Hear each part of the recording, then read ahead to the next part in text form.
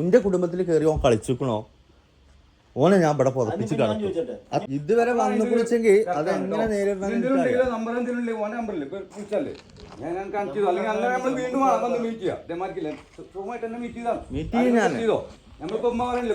ഓന് ഈ നാട്ടില് കാലം ഓനോട് പറഞ്ഞ ഇവിടെ വന്ന് വെല്ലുവിളിച്ചതിനെ പോയിക്കണോ? ഓനോട് ആണാണെങ്കിൽ നിങ്ങളെ മോനെ നിങ്ങൾക്ക് ഉറപ്പുണ്ടെങ്കിൽ ഓനോട് നാട്ടില് കാലുത്താൻ പറയും. എന്നിട്ട് ഞാൻ ബാക്കി കാണിച്ചു തരാം. എന്നാ ഓക്കെ പോലെ. ഹായ്, എന്താ പാട്? സുഖല്ലേ? ഇപ്പോൾ വന്ന് കയറിയിട്ടുള്ളൂ. പിന്നെ ഇന്ന് ഞാൻ മറ്റേ വീട്ടിലൊന്ന് പോയിരുന്നു. അതിൻ്റെ വീഡിയോ കാര്യങ്ങളൊക്കെ എഡിറ്റ് ചെയ്തിട്ട് ഞാൻ വിടുള്ളൂ. പിന്നെ മാത്രമല്ല, സാജിദ എൻ്റെ പെരീക്ക് വന്നമായി ഉള്ള എന്താ പറയുക വീഡിയോ ഇടാൻ ഞാൻ അത്ര ബുദ്ധിയില്ലാത്ത ആളൊന്നുമല്ല. അപ്പോൾ ആ വിഷയങ്ങളെ കുറിച്ചിട്ട് എന്തായാലും ഞാൻ ഇന്നും നാളെ ആയിട്ട് പറയാം. കാരണം ഇന്ന് രാവിലെ തുടങ്ങിയ ഓട്ടാണ്. പിന്നെ ഇപ്പോൾ പൊതുവേ ഞാൻ പകലിങ്ങനെ ബിസി ആവുകൊണ്ട് രാത്രിയെ വീഡിയോ ചെയ്യല്ലേ. ഇപ്പം ഞാൻ മിനിഞ്ഞാന്ന് ഇട്ട വീഡിയോ തന്നെ ഞാൻ പറഞ്ഞില്ലേ, എന്താ ഞാൻ 1:18 ഞാൻ വീഡിയോ ചെയ്യാതിരിക്കണത് എന്നുള്ളത്. അപ്പോൾ രാത്രിയാണ് ഞാൻ അധികം വീഡിയോ ചെയ്യാൻ ഇപ്പം ഇരിക്കല്. പിന്നെ അധികം എന്നോട് ആരും ഒന്നും ചോദിച്ചിട്ടില്ല. കാരണം ഇതിനെക്കുറിച്ച് ബോധ്യമുള്ള ആളുകൾ ഉള്ളത് കൊണ്ട് എന്നോട് അധികം ആരും ഒന്നും ചോദിച്ചിട്ടില്ല.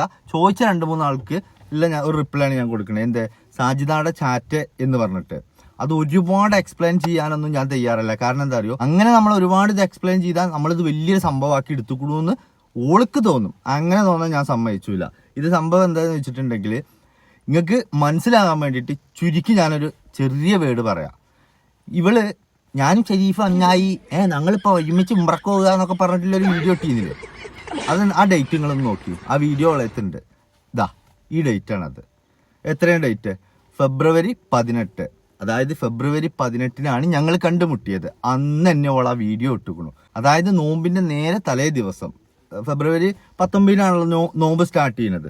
ആ ഫെബ്രുവരി 19 ചാറ്റാണത്. ആ ചാറ്റ് എന്താന്ന് ചോദിച്ചാൽ ഇതിന്റെ വീഡിയോസിൽ പിന്നെ ഞാൻ യൂട്യൂബിൽ നിന്ന് എല്ലാം കളഞ്ഞു. അപ്പൊ എനിക്ക് 2 ചാനലുണ്ട് വീഡിയോസ്. അപ്പൊ അതിലുണ്ട് എടാ ഒന്ന് കളയടാ പ്ലീസ്, കാല് പിടിച്ചാ ഒന്ന് കളയ എന്നൊക്കെ പറഞ്ഞിട്ടാണ് ഓള് വന്നത്. ആ വന്നതിനും ഓള് പറഞ്ഞതിനും മാത്രമാണ് ഞാൻ അവിടെ മറുപടി കൊടുത്തത്. പിന്നെ കുളിക്കുകയാണ് വൈഫ് ഉറങ്ങി എന്നുള്ളതിന് ഞാൻ ചുരുക്കി പറഞ്ഞുതരാം നിങ്ങൾക്ക് മനസ്സിലാകാൻ വേണ്ടിയിട്ട്.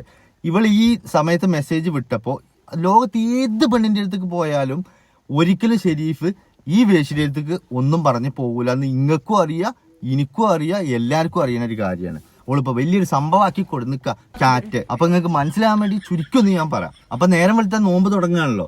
അപ്പം ഞാൻ എന്ത് ചെയ്തു, രാത്രി വന്നപ്പോൾ വഴുകി എന്നല്ല, ഇവള് മെസ്സേജ് വിട്ട് വെച്ചിക്കണു. എന്താ പ്ലീസ് ഡിലേറ്റ് എന്നൊക്കെ പറഞ്ഞിട്ട് മെസ്സേജ് വിട്ടിക്കണു. അപ്പം ഞാൻ കാണുന്നത് ആ സമയത്താണ്.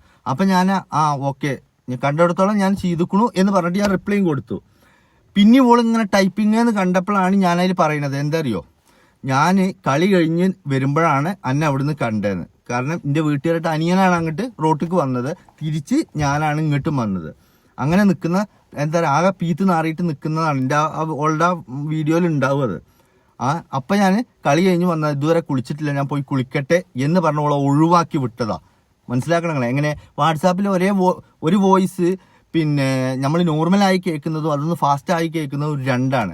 പിന്നെ അടുത്തത് ഞങ്ങൾക്ക് പറഞ്ഞുതരാം, ഇവൾ ഈ വീഡിയോസില്ലേ റിവേഴ്സ് ഇട്ടിക്കണത്, മോളിന്ന് താഴത്തേക്കല്ല ഇട്ടിക്കണത്, അടിയിൽ നിന്ന് മോളിക്കാണ് ഇട്ടിക്കണത്.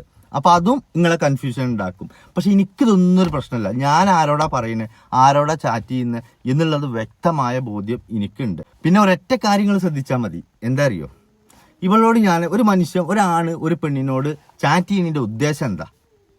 അതായത് ഒന്നല്ലെന്നുണ്ടെങ്കിൽ മോശം ഉദ്ദേശം, എന്തെങ്കിലും ഓളെ നിന്ന് കിട്ടണം, വാങ്ങണം എന്നൊക്കെ വിചാരിച്ചിട്ട്. ഈ 10-13 വീഡിയോ ഇവിടെ ഉള്ളപ്പോ ഇനി എന്തിനാ ചോളെ?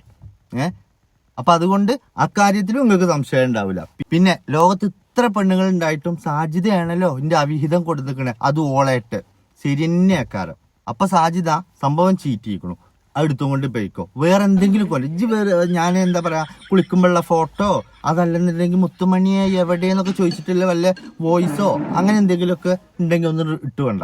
ഇതിലിപ്പോ എന്താ ഇജ്ജ് ചോദിച്ചു അതിനുള്ള മറുപടി, അത് നേരെ മറ്റേ അടിയിൽ നിന്ന് മോൾക്ക് മറ്റേ റിവേഴ്സ് ആക്കിയിട്ടാണ് ഇത് ഇട്ടിക്കണത്. അതന്നെ ഇങ്ങോട്ടൊന്ന് താഴത്തേക്ക് ഇട്ടോക്ക. അതിൽ ഇജ്ജ് ചോദിക്കുന്ന കാര്യങ്ങൾക്ക് മാത്രമേ ഞാൻ മറുപടി തന്നിട്ടുള്ളൂ അല്ലേ. പിന്നെ ജയിൽ എന്തൊക്കെ എഡിറ്റ് ചെയ്ത് കയറ്റിക്കണു ഇതായിക്കണു എനിക്കറിയില്ല. എന്തായാലും ഇജ്ജ് വിചാരിച്ചതൊന്നും അതിന് കിട്ടൂല്ല, കിട്ടാൻ പോണുമില്ല. അതായത് ഞാൻ നിങ്ങളെ ഒരു കാര്യം പറഞ്ഞു, ഫെബ്രുവരി 18-നാണ് ഞങ്ങൾ മറ്റേ ഈ ഇവള് ഞാൻ ഒന്നായി എന്നൊക്കെ പറഞ്ഞിട്ട് ഉള്ള വീഡിയോ ഇട്ടത്. അന്ന് തന്നെയാണ്. ഒന്ന് ആലോചിച്ച് നോക്കണം. ഞാൻ എന്താ അത്ര പൊട്ടന, സംഭവം ഒക്കെ പാളിക്കണു. വെടിയെ അടുത്തതും കൊണ്ട് വാജ് ഇതിനൊന്നും എനിക്ക് ഇതിന് ഞാൻ എന്താ പറയുക, എക്സ്പ്ലെയിൻ ചെയ്ത് കഴിഞ്ഞാൽ നമ്മൾ തെറ്റുകാരനാവും. അതുകൊണ്ട് അതൊക്കെ വിട്, ഇങ്ങോട്ട് മാറ്റി നിർത്തി ചവറിന്. ഞാനിന്ന് ഫാത്തിയുടെ പെരയിൽ പോയി. ഫാത്തി എന്തൊക്കെയാണോ ഫോണിൽ കൂടെ പറഞ്ഞത്, എൻ്റെ വീട്ടുകാരെ ഫോട്ടോ വെച്ചിട്ട് പറഞ്ഞത്, അതൊക്കെ ഞാൻ മുഖത്ത് നോക്കിയാണ് പറഞ്ഞു. എങ്ങനെ? അതായത് ഞാനും ഓനും തമ്മിലുള്ള വ്യത്യാസം എന്താന്ന് ചോദിച്ചാൽ, ഓനിതാ ഇങ്ങനെ വണ്ടിയിൽ ഇരുന്നിട്ട് ഗ്ലാസ് ഒക്കെ വെച്ചിട്ട് ഭയങ്കര തെറി പറയാൻ പോയിക്കുന്ന ആളാ. പക്ഷെ അത് ഞാൻ നേരിട്ട് അവിടെ പോയി പറഞ്ഞു. ആണൊരുത്തം എൻ്റെ പെരയിൽ ഉണ്ടായിട്ടില്ല. കാരണം ഉണ്ടെന്നുണ്ടെങ്കിൽ ഇന്ന അവിടുന്ന് പോരാ വെക്കുവോ.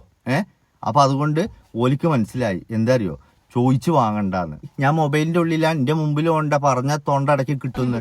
അതുകൊണ്ട് ഓലി വല്ലാണ്ട് ചിലക്കാനൊന്നും നിന്നില്ല. പിന്നെ അയാൾ ഇങ്ങനെ കുറെ കാര്യങ്ങൾ പറഞ്ഞു. എങ്ങനെ? ഞാൻ ഫസ്റ്റ് നല്ല രീതിയിലാണ് പോയത്. ഇവരെ പ്രതികരണം എന്താ ഇവനെ കുറിച്ചിട്ട് എന്നുള്ളത്. അപ്പൊ ഞാൻ വിചാരിച്ച മാതിരി തന്നെ എന്ത് ചുമരുമ്പോ ഒരു മറ്റേ ബാങ്കിന്റെ എന്താ പറയുക ജപ്തി നോട്ടീസ് ഉണ്ട്. അവിടെ ആകെ പീത്ത് നാറിയിട്ടുള്ള ഒരു കടപ്പാണ് കിടക്കുന്നത്. മൊത്തത്തിൽ ചവറാണ്. എങ്കിലും ഞാൻ അവിടെ അന്വേഷിച്ചിടത്തോളം ഈ കാര്യം ഒലിക്കിന്റെ പേരിൽ കേസാണ് കൊടുക്കുക. ഞാൻ പറയണത് നുണയാണെങ്കിൽ. എങ്ങനെ? ഓൻ്റെ നാട്ടിൽ നിന്ന് ഓൻ്റെ അയലോക്കക്കാരായിട്ടും മറ്റോരായിട്ടും അവിടുത്തെ പീഡിയക്കാരായിട്ടും എല്ലാം പറഞ്ഞ കാര്യമാണ്. ഇവന്റെ വാപ്പല്ലേ, ആരുടെ? ഈ ഫാത്തിയുടെ വാപ്പ. ഇയാൾക്ക് വേറൊരു കുട്ടിയുണ്ട്. എങ്ങനെ? ഈ ആദിവാസി, അതായത് താഴ്ന്ന ജാതിക്കാരില്ലേ, അതിൽ ഒരു ഹിന്ദുവിൽ ഇതേമാതിരി ഫാത്തിയുടെ മാതിരി തന്നെ ഒരു ചെറുക്കുണ്ട്. കേൾക്കണം, ഒന്നാമത്തെ മഹിമ. പിന്നെ രണ്ടാമത്തെ കാര്യം, ഓൻ്റെ പെങ്ങളെ മഹിമ. വലിയ സംഭവ. MDM ആയി പിടിച്ച് ജയിലിൽ കടന്ന് ഇറക്കി, ഭർത്താവ് ഒഴിവാക്കി, പിന്നെ ആ ചങ്ങായി വേറെ പെണ്ണ് കെട്ടി ഇവളെ പെരീന്ന് ഇറക്കി വിട്ട് ഇവളിപ്പോ വേറെ താമസിക്കണത്. അതായത് എങ്ങനെ നോക്കിയാലും സാജിദി ഫാത്തി ഒന്നാകേണ്ടതാണ്. കാരണം ഒറ്റ അച്ചില് വാർത്തതാ. അപ്പോ ഇവന്റെ വാപ്പാക്ക് ഞാൻ പറഞ്ഞ മാതിരി വേറൊരു കുട്ടിയുണ്ട്. വേറെ ഇതില്. പിന്നെ ഉള്ളതിന് എനിക്ക് 2 അനിയന്മാരാ.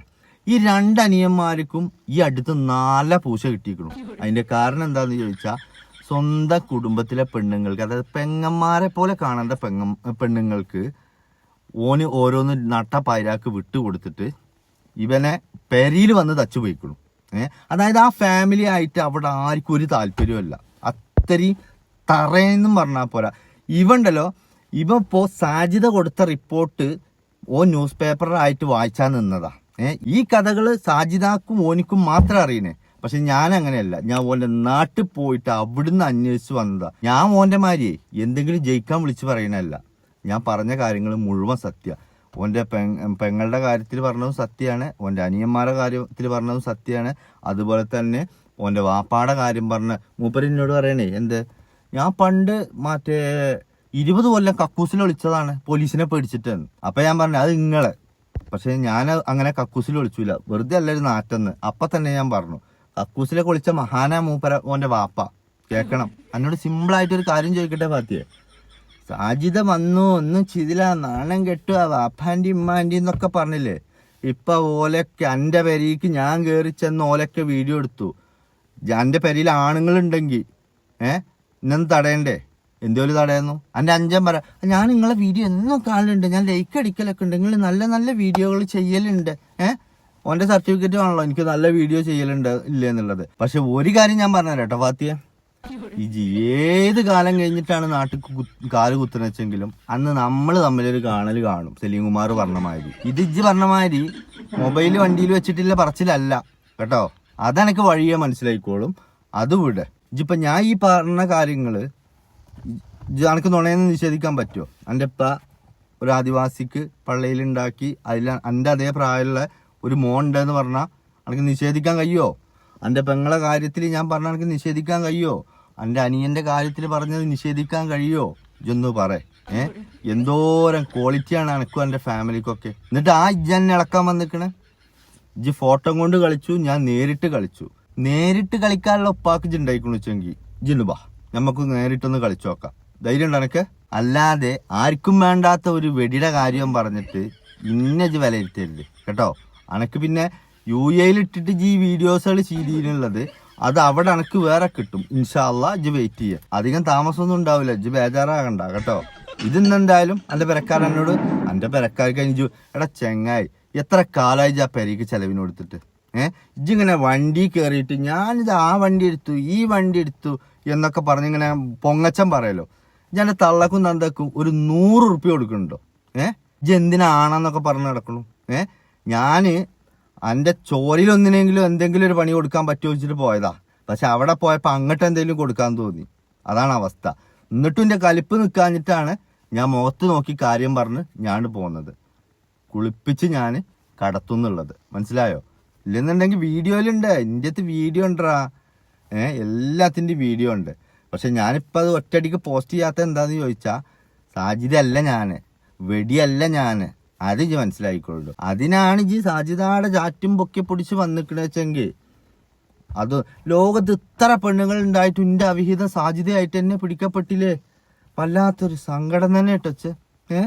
ഒന്ന് ഡിലീറ്റ് ആക്കുവോ. ആ ഷെലീന പറഞ്ഞിട്ടാണ് ഞാൻ അങ്ങനെ ചെയ്തത്.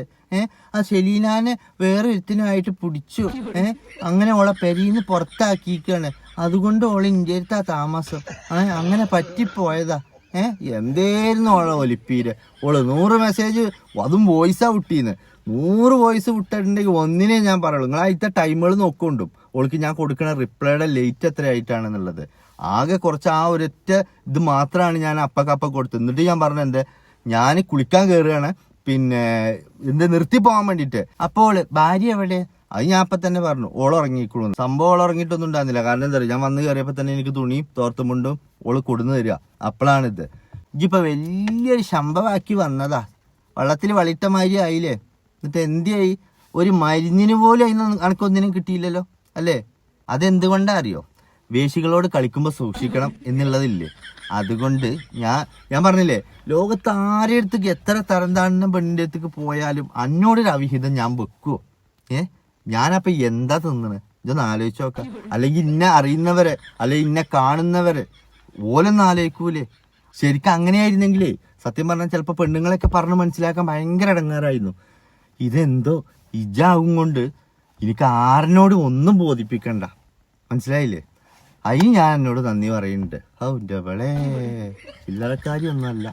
മാപ്പിളനെയും കൊന്നിട്ട് ഓള് 5 എത്തി മക്കളെയും കൊണ്ട് പിരിവിനെ അടക്കുക. 5 എത്തി മക്കളെ പറഞ്ഞപ്പോളാ അതിൻ്റെ ഒന്നും കാര്യം മറക്കണ്ട. ചെറുക്കനൊക്കെ വല്ലാതെ വലുതായിക്കണു കേട്ടോ, നോയിക്കളാ. ലക്ഷണം കെട്ടാ നമുക്ക് അയക്കണമെന്നുണ്ട്.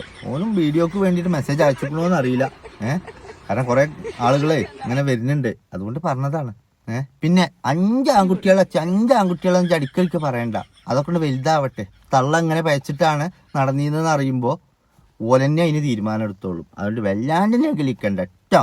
എൻ്റെ പെമ്മക്കളെ കാര്യം ഞാൻ നോക്കിക്കോളാം. പോട്ടടി വേശി ഫാത്തി. ഇന്ന് സമയമില്ലാത്തോണ്ടാ എഡിറ്റ് ചെയ്ത് ഞാൻ വൃത്തിയിൽ തരണ്ട് കേട്ടോ. എന്നാ ഓക്കെ.